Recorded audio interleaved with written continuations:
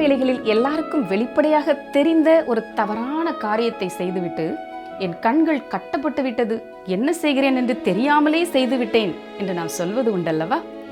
தலைவர்கள் தாங்கள் செய்ய விரும்பும் காரியத்தை தங்கள் தொண்டர்கள் அல்லது தங்களை ஆதரிப்பவர்கள் மூலம் செய்து சாதித்துக் கொள்வது இன்று மட்டுமல்ல, பல நூற்றாண்டுகளுக்கு முன்பும் நடந்துள்ளது. ஆளுகை செய்பவர்கள் தாங்கள் பெரும்பான்மை மக்கள் ஆதரவை பெற தவறு என்று தெரிந்தும் அதை செய்வது இன்று மட்டுமல்ல, 2000 வருடங்களுக்கு முன்பும் நடந்துள்ளது. வாருங்கள், அதை குறித்து தியானிக்கலாம்.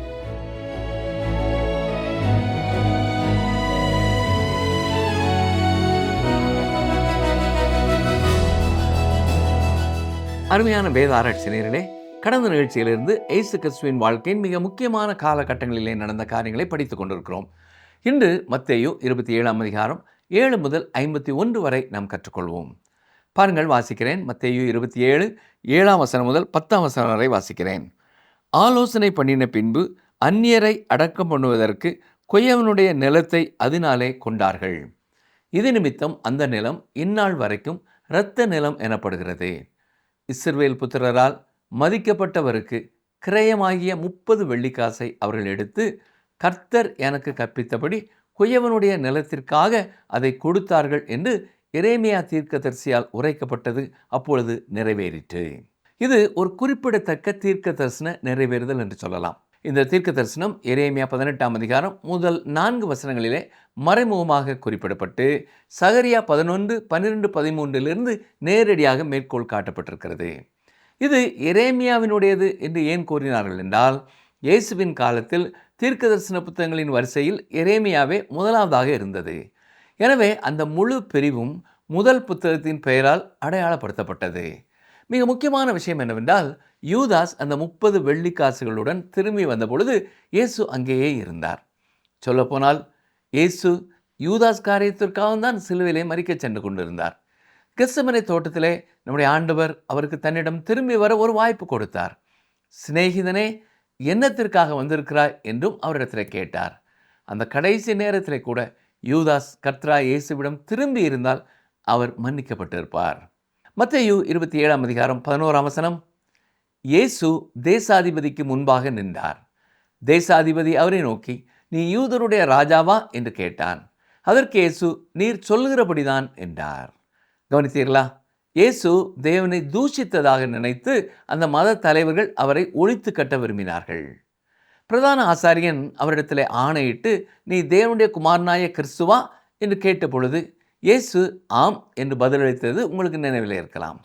மேலும் அவர், இது முதல் மனுஷகுமாரன் சர்வ வல்லவருடைய வலது பார்சத்தில் வீற்றிருப்பதையும் வானத்தின் மேகங்கள் மேல் வருவதையும் காண்பீர்கள் என்றும் மத்தேயு 26:64 கூறினார். மத தலைவர்களுக்கு இது தேவ தூஷணமாக தெரிந்தது. இதற்காக அவர்கள் அவரை கல்லெறிந்து கொண்டிருப்பார்கள். ஆனால் ரோமானிய அரசு யூதர்களுக்கு மரண தண்டனை நிறைவேற்றும் அதிகாரத்தை வழங்கவில்லை. எனவே ஒரு ரோமானிய நீதிமன்றத்திலே செல்லும்படியான ஒரு குற்றச்சாட்டோடு அவர்கள் இயேசுவை பிலாத்துவிடம் ஒப்படைக்க வேண்டியிருந்தது.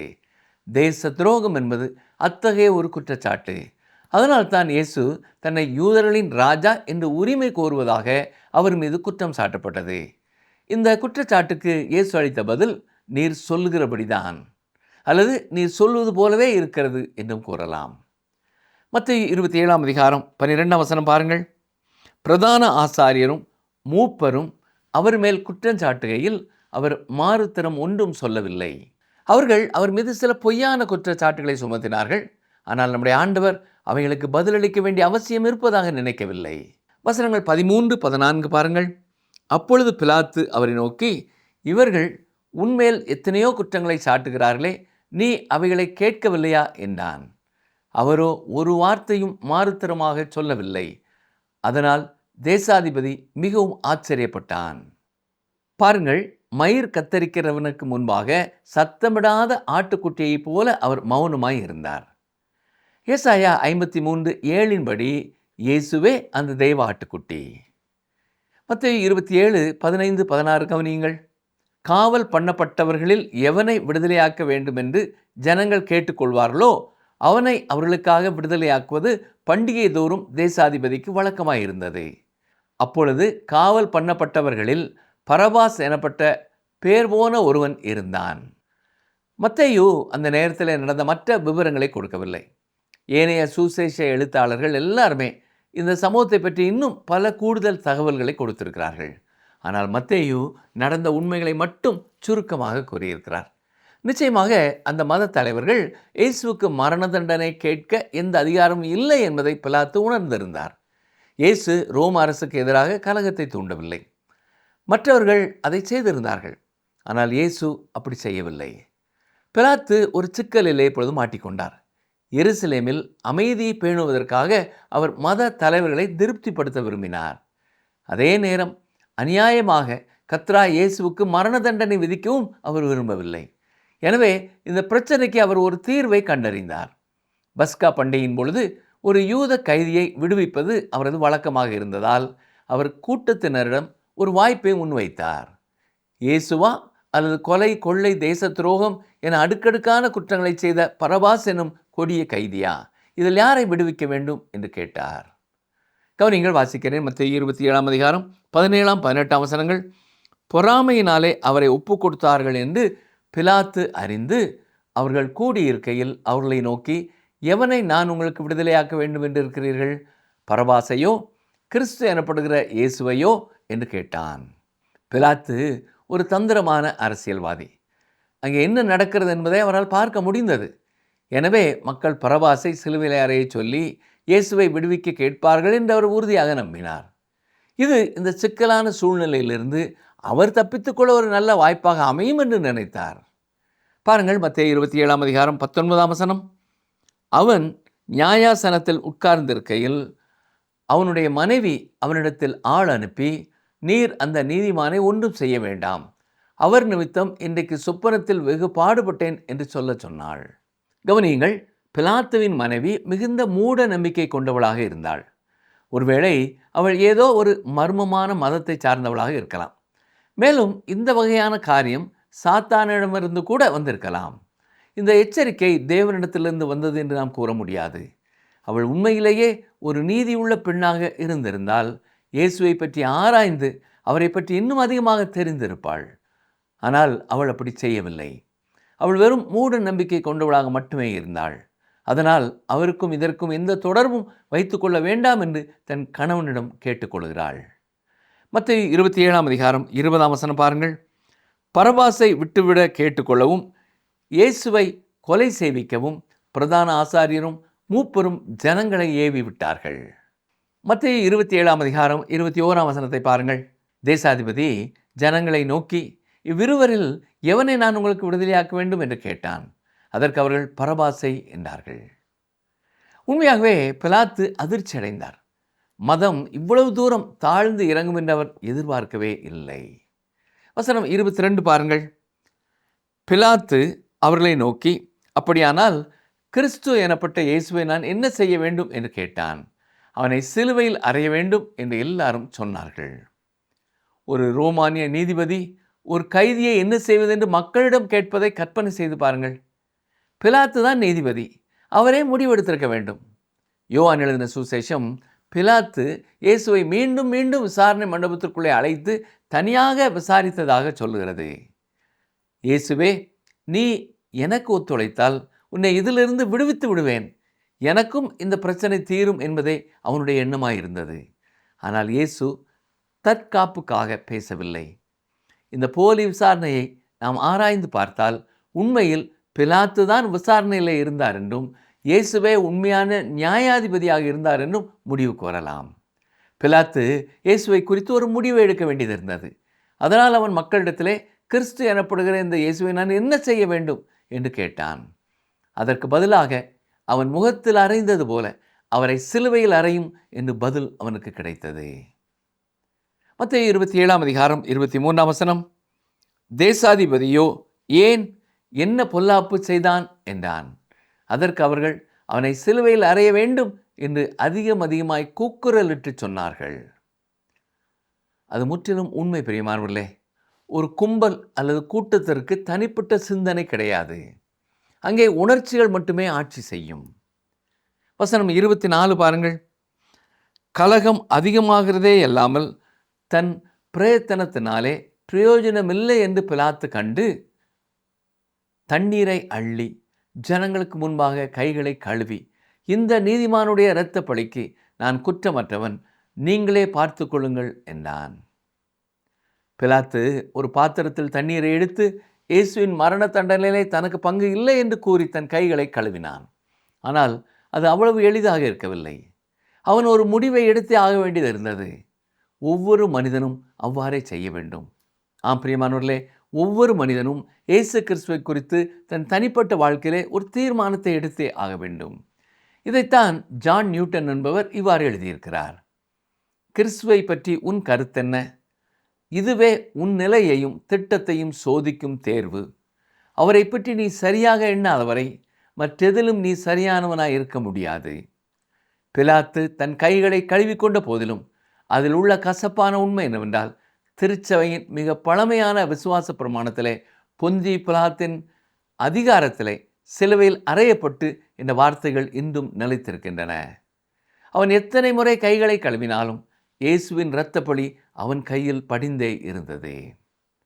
மத்தேயு 27:25 அதற்கு ஜனங்கள் எல்லாரும், இவனுடைய இரத்தப்பழி எங்கள் மேலும் எங்கள் பிள்ளைகள் மேலும் இருப்பதாக என்று சொன்னார்கள். துரதிர்ஷ்டவசமாக இதுதான் உண்மையாக இருந்திருக்கிறது. அதை அதிகாரப்பூர்வமாகவும் நிரூபிக்க முடியும். வசனம் 26 பாருங்கள். அப்பொழுது அவன் பரபாசை அவர்களுக்கு விடுதலையாக்கி இயேசுவையோ வாரினால் அடிப்பித்து சிலுவையில் அறையும்படிக்கு ஒப்பு கொடுத்தான். பிலாத்து அவனாகவே இவ்வளவு தரம் தாழ்ந்து போக துணிந்தான். அவன் ஒரு முடிவை எடுத்தே தீர வேண்டியது இருந்தது. அந்த முடிவு சந்தேகத்திற்கு இடமின்றி இயேசுவை நிராகரிப்பதாகவே அமைந்தது. மத்தேயு 27:27 அப்பொழுது தேசாதிபதியின் போர் சேவகர் இயேசுவை தேசாதிபதியின் அரண்மனையிலே கொண்டு போய் போர் சேவரின் கூட்டம் முழுவதையும் அவரிடத்தில் கூடி வர செய்து. கவனித்தீர்களா? வீரர்கள் அவரை தங்கள் விருப்பப்படி என்ன வேண்டுமானாலும் செய்ய அனுமதிக்கப்பட்டனர்.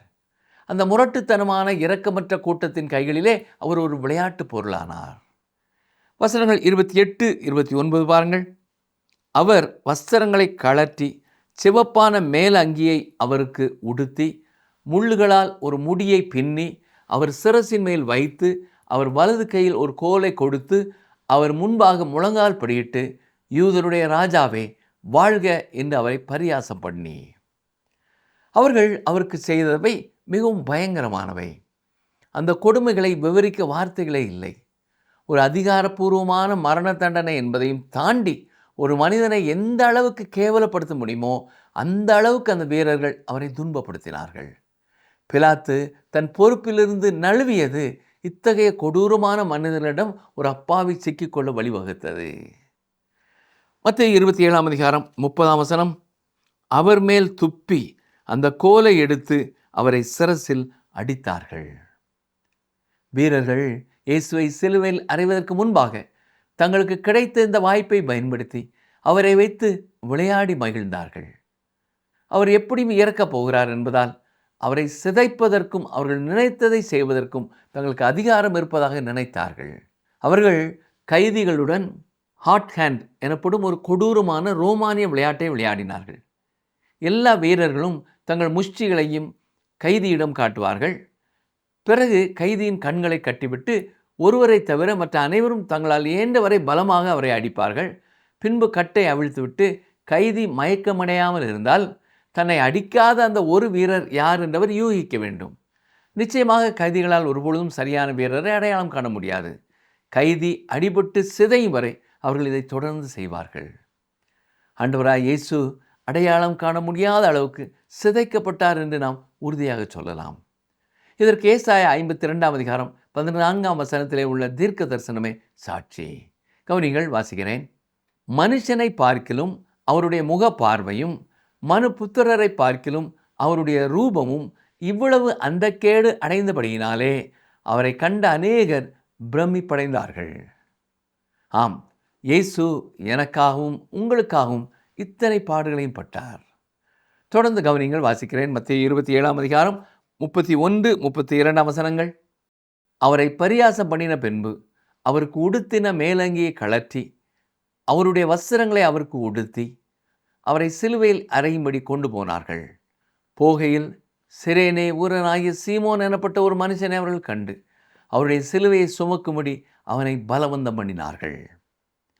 இயேசு மிக கேவலமான அவமானத்திற்கும் சொல்ல முடியாத அளவு துயரத்திற்கும் உள்ளாக்கப்பட்டார். வீரர்கள் அவருக்கு இழைத்த அந்த மிக கொடூரமான சித்திரவதையினால் சிலுவை சுமந்து செல்ல முடியாத அளவுக்கு அவர் உடல் ரீதியாக மிகவும் பலவீனப்பட்டிருந்தார் என்ற பிம்பமே நமக்கு இங்கே கிடைக்கிறது. இத்தனை ஆண்டுகளிலே எருசலேம் நகரிலே நடந்த மாற்றங்களை கருத்திலே கொள்ளும் பொழுது ஒரு முடிவுக்கு வருவது கடினம் என்றாலும் கொல்கதா இருப்பதற்கான சாத்தியமான இடமாக ஜெனரல் கார்டன் என்பவரால் தெரிந்தெடுக்கப்பட்ட கார்டனின் கல்வாரி என்ற அந்த இடத்தை அடையாளம் காணலாம். கார்டன் என்பவர் தெரிந்தெடுத்த அந்த இடத்தின் நிலப்பரப்பு வேதத்தில் விவரிக்கப்பட்டுள்ள கொல்கதாவின் வர்ணனைக்கு மிகவும் நெருக்கமாக இருப்பதோடு ஒரு மண்டை ஓட்டை போன்ற தோற்றத்தையும் கொண்டதாய் இருக்கிறது. மத்தேயு 27:34 பாருங்கள். கசப்பு கலந்த காடியை அவருக்கு குடிக்க கொடுத்தார்கள். அவர் அதை ருசி பார்த்து குடிக்க மனதில்லாதிருந்தார். இந்த வசனம் சங்கீதம் 69:21 நிறைவேறுதலாயிருக்கிறது. அந்த வசனம் என்ன சொல்கிறது? என் ஆகாரத்தில் கசப்பு கலந்து கொடுத்தார்கள், என் தாகத்துக்கு காடியை குடிக்க கொடுத்தார்கள். சரி, தொடர்ந்து மத்தேயு 27:35 பாருங்கள். அவரை சிலுவையில் அறைந்த பின்பு அவர்கள் சீட்டு போட்டு அவருடைய வஸ்திரங்களை பங்கிட்டு கொண்டார்கள். என் வஸ்திரங்களை தங்களுக்குள்ளே பங்கிட்டு என் உடையின் பேரில் சீட்டு போட்டார்கள் என்று தீர்க்கதரிசியால் உரைக்கப்பட்டது நிறைவேறும்படி இப்படி நடந்தது. இந்த வாசகம் சங்கீதம் 22 உள்ள ஒரு தீர்க்க தரிசனமாகும். சிலுவையில் அறையப்பட்டு இறப்பதை ஒரு தெளிவான சித்திரமாக இது முன்வைக்கிறது. சங்கீதம் 22:18 வாசிக்கிறேன். என் வஸ்திரங்களை தங்களுக்குள்ளே பங்கிட்டு என் உடையின் பேரில் சீட்டு போடுகிறார்கள். சரி, தொடர்ந்து மத்தேயு 27:36 பாருங்கள்.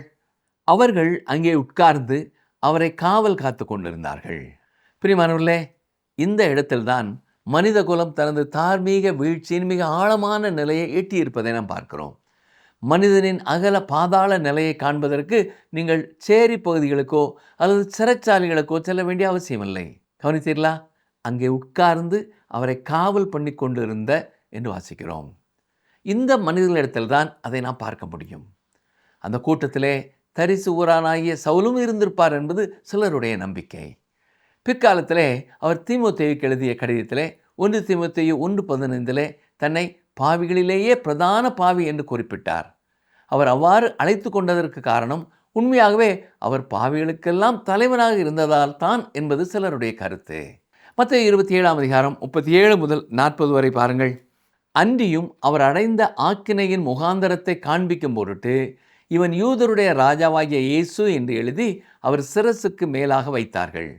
அப்பொழுது அவருடைய வலது பக்கத்தில் ஒருவனும் அவருடைய இடது பக்கத்தில் ஒருவனுமாக 2 கள்ளர் அவரோட கூட சிலுவையில் அறையப்பட்டார்கள்.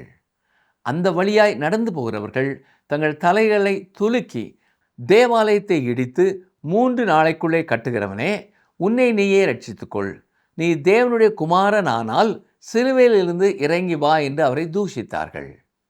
கவனித்தீர்களா? நீ தேவனுடைய குமாரனானால் சிலுவையிலிருந்து இறங்கி வா என்று அவர்கள் சொன்னார்கள். அவர்கள் நீ இறைமகனாக இருந்தால் என்ற ஒரு சந்தேகத்தை எழுப்புவதை கவனித்தீர்களா? அவர் இறைமகனாக இருப்பதாலேயே சிலுவையிலிருந்து இறங்க மாட்டார் என்பது அவர்களுக்கு தெரியவில்லை. இந்த நேரத்திலே அவர் எதையும் நிரூபிக்க வேண்டிய அவசியமில்லை. ஏனென்றால் அவர் இப்பொழுது உலகத்தின் பாவங்களுக்காக தன் உயிரை தியாகம் செய்து கொண்டிருக்கிறார். மத்தேயு 27:41 அப்படியே பிரதான ஆசாரியரும் வேத பாரகரும் மூப்பரும் பரியாசம் பண்ணி. இந்த இரத்த வெறி கொண்ட கூட்டம் அவரை சிலுவையிலே அறைந்த பிறகு அவர்கள் நிம்மதியாக தங்கள் வீட்டிற்கு சென்று அவரை அமைதியாக இறக்க விடுவார்கள் என்றுதான் நீங்கள் நினைப்பீர்கள். ஆனால் அவர்கள் அப்படி செய்யவில்லை. அவரது உடலிலே உயிர் இருக்கும் வரை அங்கேயே நின்று அவரை ஏளனம் செய்து கொண்டே இருக்கிறார்கள். மத்தேயு 27:42 பாருங்கள். மற்றவர்களை ரட்சித்தான், தன்னைத்தான் ரட்சித்து கொள்ள திராணி இல்லை.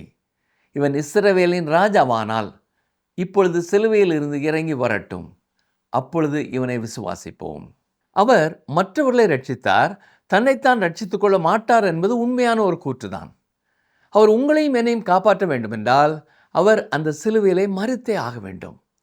அவர் மட்டும் சிலுவையிலிருந்து இறங்கி வந்திருந்தால் நம்முடைய பாவங்களுக்காக நீங்களும் நானும் தான் தண்டிக்கப்பட்டிருக்க வேண்டும். அதற்கு நாம் தகுதியானவர்கள்தான். நாம் நரகத்திற்கு செல்ல வேண்டிய பாவிகள்தான். ஆனால் கிறிஸ்து நமக்காக அந்த இடத்தை பெற்றுக்கொண்டார். அவர் எப்படி பரபாசின் இடத்தை பெற்றுக்கொண்டாரோ அதே போல நம்முடைய இடத்தையும் ஏற்றுக்கொண்டார். அவர் இப்பொழுது சிலுவையிலிருந்து இறங்கி வரட்டும், அப்பொழுது நாங்கள் அவரை நம்புவோம் என்று அவர்கள் சொன்னார்கள். ஆனால் பிரியமானவர்களே, அவர்கள் நிச்சயம் அவரை நம்பி இருக்க மாட்டார்கள். மத்தேயு 27 அதிகாரம் 43 வசனத்தை பாருங்கள். தன்னை தேவனுடைய குமாரன் என்று சொல்லி தேவன் மேல் நம்பிக்கையாயிருந்தானே, அவர் இவன் மேல் பிரியமாயிருந்தால் இப்பொழுது இவனை ரட்சிக்கட்டும் என்றார்கள். இயேசு தன்னை தேவனுடைய குமாரன் என்று உரிமை கோருகிறார் என்பதை அங்கிருந்த கூட்டத்தினர் புரிந்து கொண்டதை உங்களால் உணர்ந்து கொள்ள முடிகிறதா?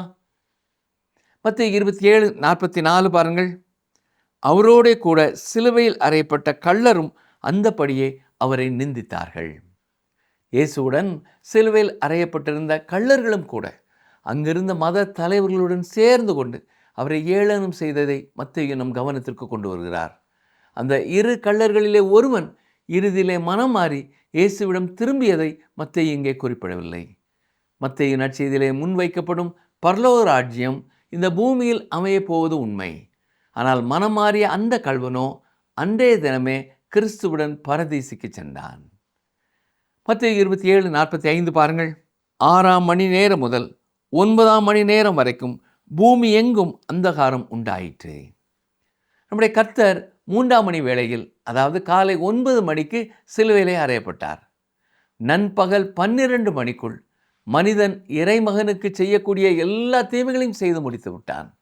பின்னர் நண்பகல் வேளையில் அந்த இடம் எங்கும் இருள் சூழ்ந்தது. உலகத்தின் பாவத்தை சுமந்து தீர்க்கிற ஆட்டுக்குட்டியாய் இயேசு பலியிடப்படும் ஒரு பலிபீடமாக அந்த சிலுவை மாறியது. மத்தேயு 27 அதிகாரம் 46 வசனம். 9ஆம் மணி நேரத்தில் இயேசு ஏலி ஏலி லாமா சபத்தானி என்று மிகுந்த சத்தமிட்டு கூப்பிட்டார். அதற்கு என் தேவனே என் தேவனே ஏன் என்னை கைவிட்டீர் என்று அர்த்தமாம். இந்த கேள்விக்கான பதிலை நாம் சங்கீதம் 22 பார்க்கிறோம். அது இந்த வார்த்தைகளுடன் தொடங்குகிறது. என் தேவனே என் தேவனே ஏன் என்னை கைவிட்டீர்? எனக்கு உதவி செய்யாமலும் நான் கதறி சொல்லும் வார்த்தைகளை கேளாமலும் ஏன் தூரமாயிருக்கிறீர்? பின்னர் இதற்கான பதிலை 3ஆம் வசனத்திலே வாசிக்கிறோம். நீரோ பரிசுத்தராயிருக்கிறீர். ஆம், என்னுடைய பாவம் இயேசுவின் மேலே சுமத்தப்பட்ட போது தேவன் அவரிடத்திலிருந்து விலக வேண்டியது இருந்தது. அவரோ உங்களுடைய பாவங்களையும் என்னுடைய பாவங்களையும் சுமக்க வேண்டுமென்றால் நம் இரட்சகர் அந்த விதமான மரண தண்டனையை ஏற்றுக்கொண்டே ஆக வேண்டும். மத்தேயு 27 அதிகாரம் 47-48 வசனங்களை பாருங்கள். அங்கே நின்றவர்களில் சிலர் அதை கேட்டபொழுது இவன் எலியாவை கூப்பிடுகிறான் என்றார்கள். உடனே அவர்களில் ஒருவன் ஓடி கடற்காளானை எடுத்து காடியில் தோய்த்து அதை ஒரு கோலில் மாட்டி அவருக்கு குடிக்க கொடுத்தான். இயேசு சிலுவையில் தாகமாய் இருந்தபொழுது அவருக்கு கொடுக்கப்பட்ட அந்த காடி ஏதோ எதேச்சையாக நடந்த ஒன்றல்ல. அது நூற்றாண்டுகளுக்கு முன்பே சொல்லப்பட்ட தீர்க்க தரிசனத்தின் நிறைவேறுதல் என்பதை இந்த பகுதி விளக்குகிறது. 49ஆம் வசனம் பாருங்கள். மற்றவர்களோ பொறு, எலியா இவனை ரட்சிக்க வருவானோ பார்ப்போம் என்றார்கள். இயேசு மறுபடியும் மகா சத்தமாய் கூப்பிட்டு ஆவியை விட்டார் என்று 50ஆவது வசனத்திலே பார்க்கிறோம். அவர் எப்படி மரித்தார் என்பதை கவனித்தீர்களா? அவர் ஆவியை ஒப்பு கொடுத்தார். அதாவது அவரே தனது ஆவியை விடுவித்தார். ஒரு போதகராக மரண தருவாயில் உள்ளவர்கள் தங்கள் கடைசி மூச்சுக்காக போராடும் அந்த வேதனையான ஒலியையும் போராட்டத்தையும் நான் கேட்டிருக்கிறேன். ஆனால் நம்முடைய கர்த்தர் அப்படி மறிக்கவில்லை. அவர் தனது ஆவியை அவராகவே விடுவித்தார். அவர் விருப்பத்துடனேயே மரணத்தை தழுவினார். இயேசுவின் மரணத்தின் பொழுது சில குறிப்பிடத்தக்க விஷயங்கள் நடந்தன. ஒன்று, ஒரு பெரிய நிலநடுக்கம். மற்றொன்று, தேவாலயத்தில் இருந்த திரை, பரிசுத்த ஸ்தலத்தையும் மகா பரிசுத்த ஸ்தலத்தையும் பிரித்த திரை மேலிருந்து கீழ் வரை இரண்டாக கிழிந்தது. மத்தேயு 27 அதிகாரம் 51 வசனத்தை பாருங்கள். அப்பொழுது தேவாலயத்தின் திரைச்சீலை மேல் தொடங்கி கீழ் வரைக்கும் இரண்டாக கிழிந்தது. பூமியும் அதிர்ந்தது, கன்மலைகளும் பிளந்தது. கவனித்தீர்களா? அந்த திரை கீழிருந்து மேலாக கிழியாமல் மேலிருந்து கீழாக கிழிந்ததை பார்க்க வேண்டும். அது மனிதனால் அல்ல, கடவுளால் கிழிக்கப்பட்டது. அந்த திரை இயேசுவின் சரீரத்தை குறிக்கிறது. அவருடைய சரீரம் சிலுவையிலே கிழிக்கப்பட்ட பொழுது, அதாவது அவரே உங்களது மற்றும் என்னுடைய பாவங்களுக்கான தண்டனை தனது உடலிலே ஏற்று தீர்த்த பொழுது கடவுளின் முன்னிலைக்கு செல்வதற்கான வழி திறக்கப்பட்டது. எனவே நமக்காக ஒரு குருவோ அல்லது ஒரு போதகரோ கடவுளிடம் செல்ல வேண்டிய அவசியமில்லை. நாம் கிறிஸ்து வழியாக நேரடியாக கடவுளின் சிம்மாசனத்திற்கு முன்னாலே செல்ல முடியும். பிதாவிடம் செல்வதற்கு அவருடைய குமாரன் ஒருவரே வழி என்பதை நாம் உறுதியாக கொள்ள வேண்டும். ஏனென்றால் தேவன் ஒருவரே, தேவனுக்கும் மனுஷருக்கும் மத்தியஸ்தரும் ஒருவரே. அவர் மனுஷனாகிய கிறிஸ்து இயேசுவே என்று 1 தீமோத்தேயு 2:5 தெளிவாக கூறுகிறது.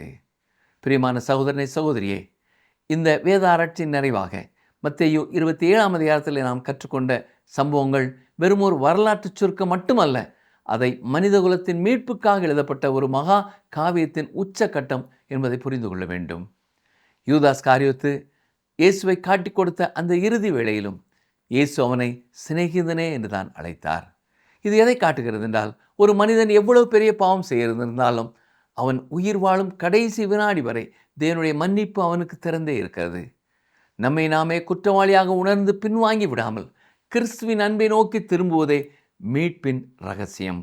ஏசாயா தீர்க்கதரிசி சொன்ன பொழுது, மயிர் கத்தரிக்கிறவனுக்கு முன்பாக சத்தமிடாத ஆட்டுக்குட்டியைப் போல அவர் நமக்காக தம்மை தியாகம் செய்தார்.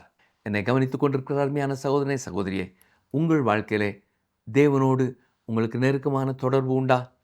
இயேசு கிறிஸ்து உங்களுக்காகவும் மரித்ததினாலே அதை விசுவாசித்து ஏற்றுக்கொள்ளும் பொழுது தேவனோடு நீங்கள் தொடர்புடையவர்களாய் வாழ முடியும். அப்படிப்பட்ட கிருபையை கர்த்தர் தாமே உங்களுக்கும் தருவாராக. ஆமென்.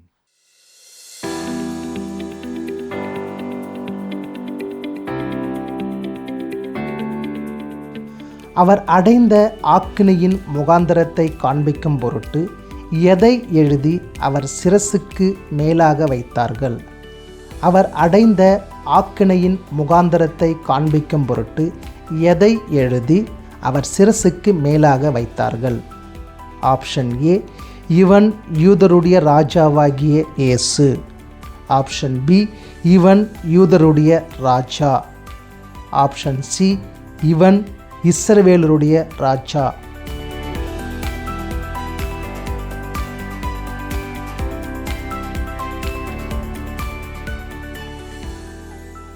ஆண்டவர் இயேசு கிறிஸ்து எனக்காக உங்களுக்காக கொல்கதாவில் அனுபவித்த வேதனைகள், பாடுகள், பரியாசங்கள் குறித்து தியானிக்கும் போது உங்கள் உள்ளம் கலங்கி இருக்கும் என்று எண்ணுகிறோம் நேயர்களே. இந்த அன்புக்கு நாம் செய்ய போகும் கைமாறு என்ன? பிலாத்துவை போல நான் சுகமாயிருப்பதற்காக என்னுடைய கிறிஸ்தவ பண்புகளை கை கழுவுகிறேனா? பரிசேயர் சதுசேயர் போல கண்ணிருந்தும் குருடனாய் ஆண்டவரை, அவரது அன்பை சிலுவையில் அறைகிறேனா? தவறான முடிவுகள் எடுக்க மற்றவரது அறியாமையை பயன்படுத்தி அவர்களை தூண்டுகிறேனா? கிருபையின் காலங்கள் எப்போதும் இராது. நம்மை சீர்தூக்கி பார்த்து சீர்திருத்திக் கொள்வோம். இந்த நிகழ்ச்சி உங்களுக்கு பிடிச்சிருக்கா? அப்ப இப்பவே மிஸ்டர் கால் கொடுங்க. பரிசு வெல்றது நீங்களாவும் இருக்கலாம்.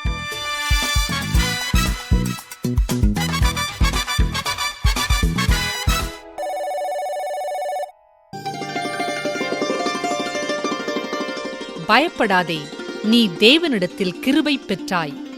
லூக்கா 1:30.